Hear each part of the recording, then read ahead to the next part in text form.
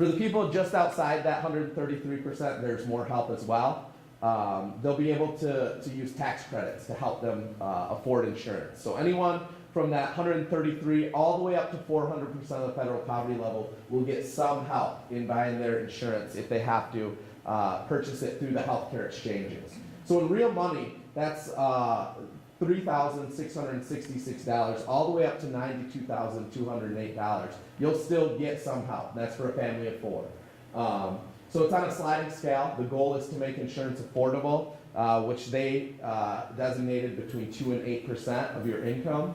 So if you can still demonstrate with the largest subsidy, it's still going to cost you more than 8% of your income, you can get a waiver that says you don't have to buy insurance and you won't be penalized by the individual mandate. So people that really can't afford it still won't be required to if they really can't afford it. But a lot of those people, if it is too expensive, will be under that 133% line and be eligible for Medicaid.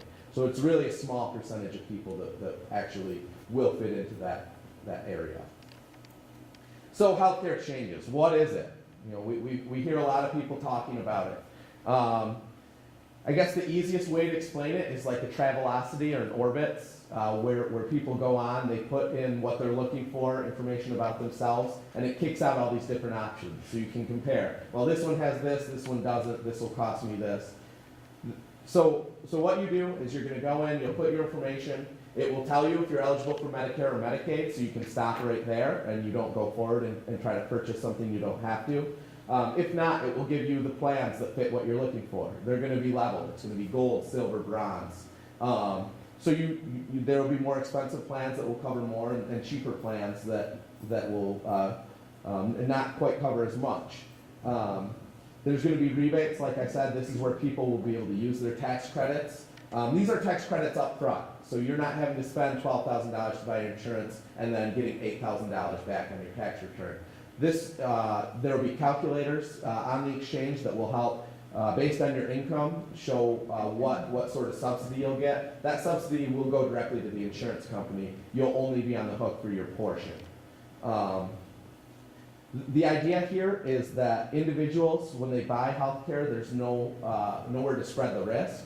So when you're buying with another 100,000 other people, the insurance companies can spread that risk among a lot of different people, which will then lower your rates because you're not just paying for yourself, you're paying for your community.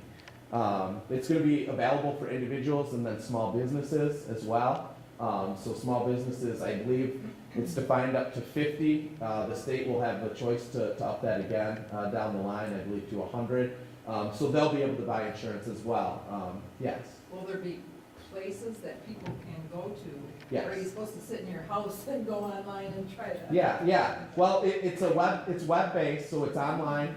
There will be a 800 number for people to call into as well. And then there will be what's known as navigators. These are going to be people out in the community whose job it is to help people get through this system. Yeah. Community health workers, that's the new buzz. We've got CHWs, there'll be several of them.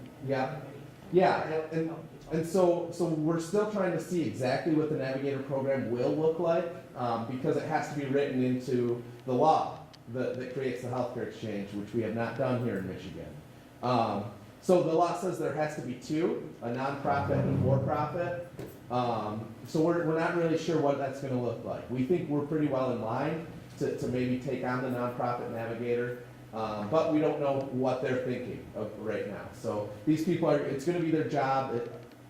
The idea is that it's supposed to be trusted community groups and organizations, maybe your church, something like that can help people that really do need the help to navigate through this system. So this is an example of the Health Connector, which is the Massachusetts healthcare exchange. You can see it's a little blurry, but based on who you are, you click on your tab and it takes you through. So it really is supposed to be a simple process. We all know the internet for some people is never simple, so there's going to be people that will need our help.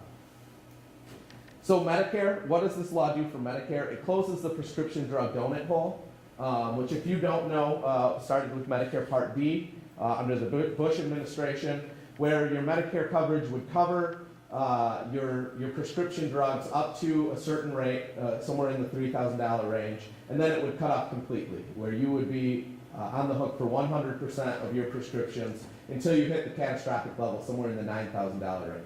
So about a $5,000 gap where you were on the hook for 100% of your prescriptions.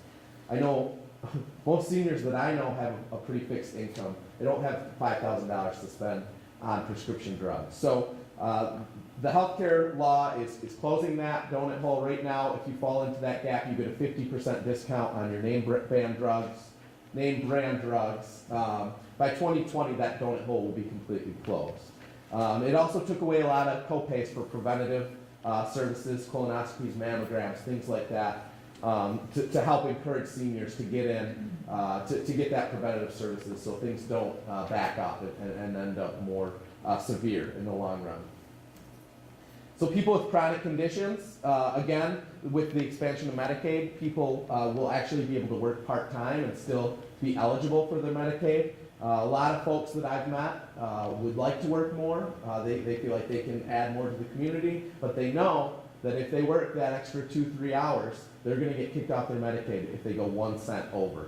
So this really helps people join the workforce. Mental health parity, like I said, for the first time, will have to be covered the same as physical health.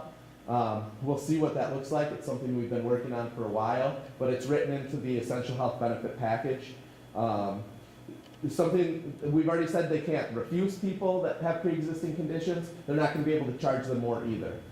So it will be affordable.